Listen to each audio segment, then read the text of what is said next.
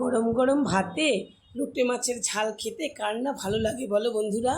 হ্যাঁ বন্ধুরা, আজকে আমি বানিয়েছি লোটে মাছের সুস্বাদু ঝাল। এটা কিন্তু ভাতের সাথে দারুণ লাগে খেতে। আর আমি কিভাবে বানালাম তোমরা দেখবে। আর যদি তোমাদের ভালো লাগে রান্নাটা, তাহলে কিন্তু তোমরা পাশে থেকো। দেখো আমি তাহলে কি করে রান্না করলাম। এখানে আমি ছোট ছোট মাছগুলো নিয়েছি, যেগুলো দু টুকরো করে আমি নিতে পারি। সেগুলোকে খুব ভালো করে আমি কিন্তু ধুয়ে নিয়েছি।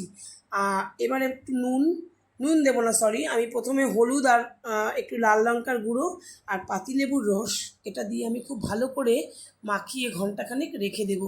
এতেই কিন্তু মাছ থেকে অনেকটা জল বেরিয়ে যাবে।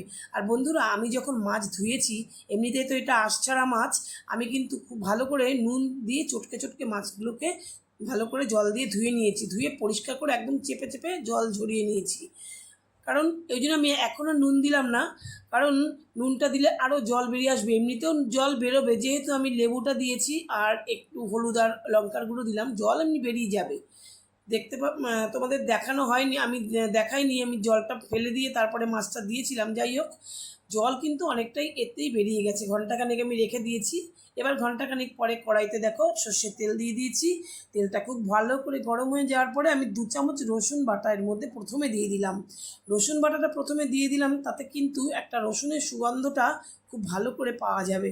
রসুনটা ওই জন্যই আমি প্রথমে দিয়ে দিলাম। একটু লাল লাল করে ভাজা ভাজা হলে পরেই আমি 2-3টে পেঁয়াজ নিয়েছি, কুচো করে রেখেছি, পেঁয়াজ 3টেকে দিয়ে দেবো।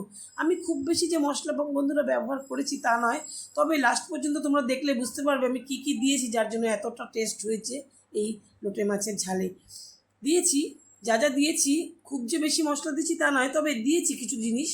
এবার দেখো একটু আদা আর কাঁচা লঙ্কা আমি দিয়ে দিলাম।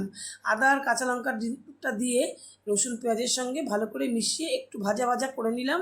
ভাজা ভাজা করে নেওয়ার পরে একটু শুকনো মশলা যেগুলো একটু ধনে, একদমই অল্প অল্প দিয়েছি। 1/2 চামচ ধনে, 1/2 চামচ জিরের গুঁড়ো আর একটু নুন হলুদ। মশলা আমি আর কিছু দিলাম না বন্ধুরা। লাল লঙ্কার গুঁড়ো কিন্তু আমি, যেহেতু আমার একটু খাওয়া বারণ, আমি দিচ্ছি না। তোমরা কিন্তু লাল লঙ্কার গুঁড়ো এখানে দিতে পারো যারা খাও। আর আমি কাঁচা লঙ্কা যার জন্য ব্যবহার করেছি। এখানে নুন হলুদ আর একটুখানি আমি জল মিশিয়ে এই মশলাটাকে একটুখানি ভালো করে ভেজে নেব। কারণ কি, মশলাটা একটুখানি ভালো করে ভাজা না হলে মাছটা দিলে তো পরে জলটা মাছের থেকে বেরিয়ে যাবে, মশলাটা ভাজা হবে না এখন। যাই হোক, এরপরে আমি মাছগুলোকে দেখো মশলাটা একটু ভাজা হয়েছে পরে আমি হলুদ মাখানো মাছটাকে দিয়ে দিলাম। কি সুন্দর লাগছে দেখো বন্ধুরা, মাছগুলোকে হলুদ মাখিয়ে রেখেছি জন্য। তো যাই হোক, হলুদ আর লঙ্কার গুঁড়ো, একটুখানি লঙ্কার গুঁড়ো আমি এখানে মাখিয়েছিলাম। তারপরে আমি মাছগুলোকে দিয়েছি।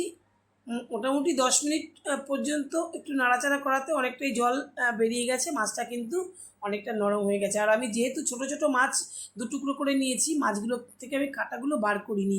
এই মাছটা রান্না করতে করতে কাঁটাগুলো একদম মিশে গেছে বন্ধুরা। তোমরা যদি এরকম ছোট মাছ নাও, তাহলে কাঁটা কিন্তু বার করার প্রয়োজন নেই। কাঁটা একদম মাছের সাথে মিশে যাবে, খেতে কোনো অসুবিধা হয় না। আর এই কাঁটাটাতেই তো আমাদের ক্যালসিয়াম থাকে, তাই না বন্ধুরা? কাঁটা যদি ফেলে দেই, তাহলে কিন্তু অনেকটাই ক্যালসিয়াম আমাদের আমরা পাবো না।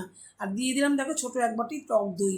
বন্ধুরা, এই টক দইটা দেওয়ার জন্য কিন্তু মাছটার স্বাদ অনেক গুণ বেড়ে যাবে, এবং গ্যাস অম্বল তো এমনিতেই হবে না, যেন টক দই রান্নায় দিলে গ্যাস অম্বলের প্রবলেম অনেক কম হয়। এবার দেখো অনেকটাই টানিয়ে নিয়েছি, অনেকটা শুকিয়ে এসেছে।